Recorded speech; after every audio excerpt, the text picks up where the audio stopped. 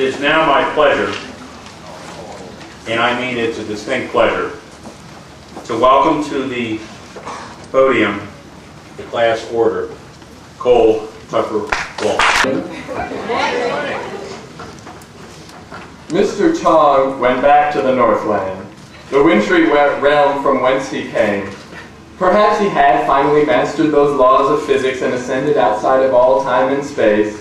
We may never know. But with the class of 2009, his last class of freshmen, he left traces of his existence. "Use a ruler," he said. "The calculator is not a Nintendo." It was very practical. He left us with that simple, warm phrase, "folks." And in Mr. Chong's room, you were just one of the folks, a group of people gathered together to learn something. I can still remember the feeling seeing him standing in the entrance to the science building every day, offering up his good morning. Mr. Einan now is leaving Wooster after 51 years to further pursue the process of actually becoming a book, one that is respected, well-loved, misunderstood, and greatly feared. Doubtlessly a stubborn book without a table of contents simply because he didn't feel like putting one in.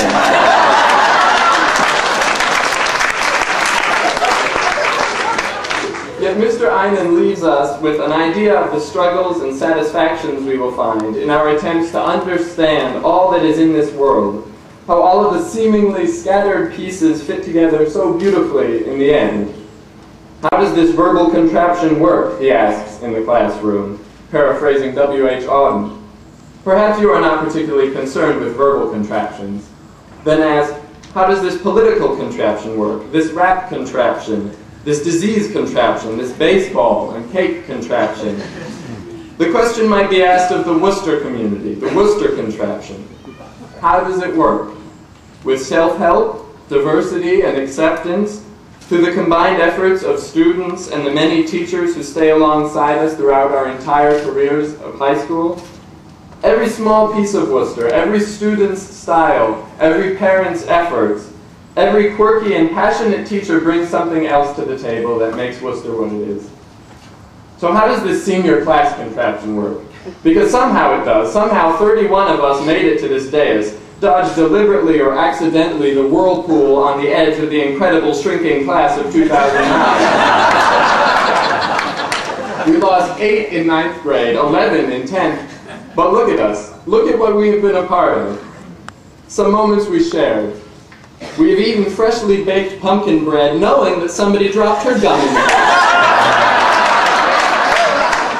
And that's not why Amanda left. Wooster is an expert. We have dodged Ryan's dangerous limbs and dangerous jokes for 4 nights straight in Philadelphia.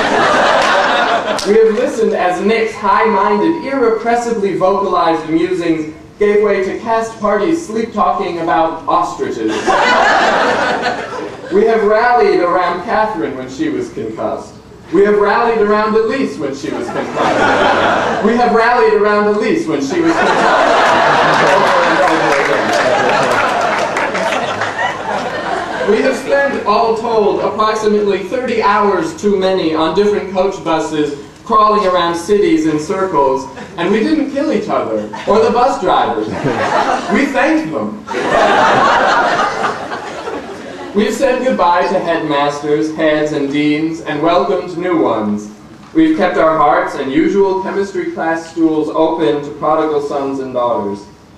We have shared lunch tables with teachers and each other day after day, 4 of us since kindergarten. We've come a long way from that first upper school canoe trip, where we first dealt with the bagged lunches, bees, bridges, and strong currents that would be our high school careers. And we're still the same people, really. It's just that David's gained a few sweatshirts over the years.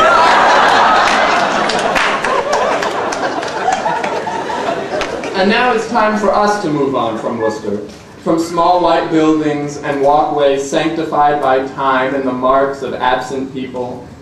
While we can say what Mr. Chong and Mr. Einan left and will leave for Wooster, we can't say what our legacy will be for the school and the many people in it whom we love.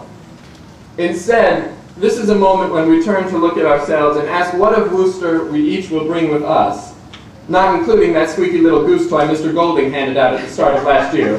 You all have yours, right?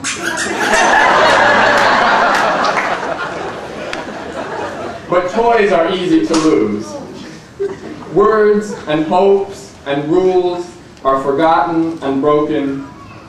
But once you feel it, you'll always remember what it's like to include and be included when a meal is intimate. You'll always remember the feeling of being respected and cradled.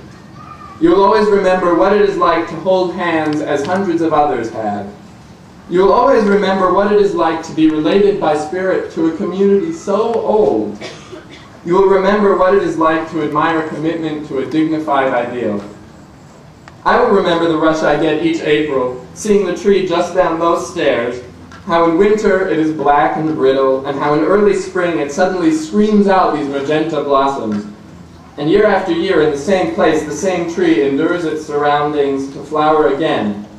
Yet those leaves and petals are new, familiar, but never seen before.